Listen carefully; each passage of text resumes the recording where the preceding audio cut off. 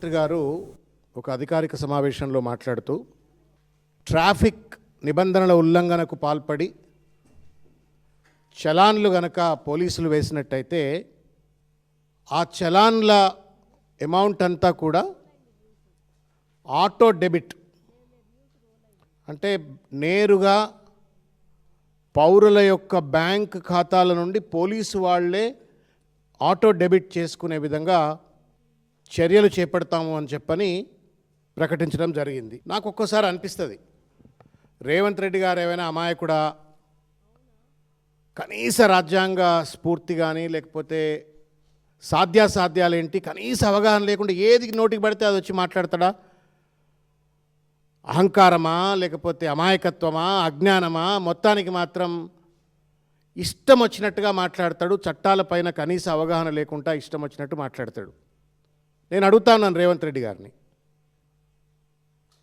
నువ్వు ముఖ్యమంత్రి అయిన తర్వాత 2 ఏళ్ళు పూర్తయినాయి.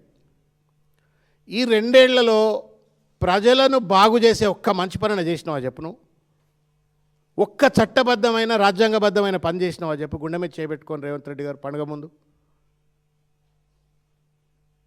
విచ్చలవిడి అవినీతి, దోపిడీ, ఇష్టం వచ్చినట్టు చట్టాలు చేయటం, ఆ చట్టాలను కోర్టులు కొట్టివేయడం, మొట్టికాయలు వేయడం, హైడ్రా పేరు మీద ఇండ్లను విధ్వంసం చేయటం, మూసీ నది పేరు మీద విధ్వంసాలకు పాల్పడటము, గ్రూప్ 1 పరీక్ష లాంటి పరీక్షలు అక్రమంగా నిర్వహించి విద్యార్థుల జీవితాలను బలిపెట్టడము, ఇవాళ ఆఖరికి రోడ్ల మీద ట్రాఫిక్ నిబంధనలు ఉల్లంఘించిండ్రు అని చెప్పని ఆఖరికి డైరెక్ట్గా బ్యాంక్ ఖాతాల నుండే డబ్బులు దొబ్బివేయాలని చెప్పని వాళ్ళ కుట్రపూరితమైన ప్రయత్నం చేస్తూ ఉన్నారు.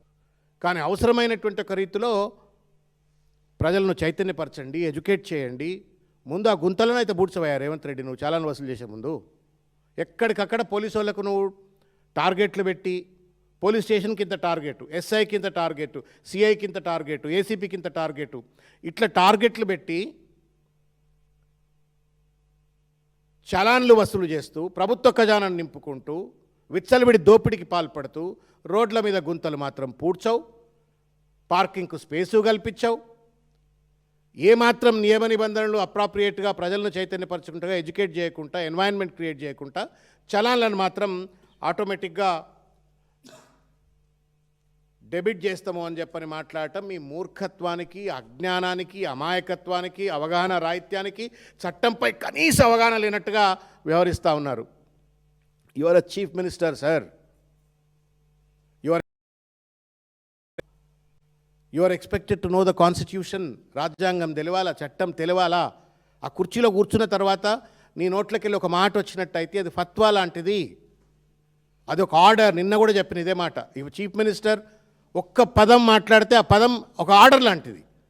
ఆ ఆర్డర్కు ఒక సహేతుకత ఉండాలా, చట్ట నిబద్ధత ఉండాలా, రాజ్యాంగ నిబద్ధత ఉండాలా.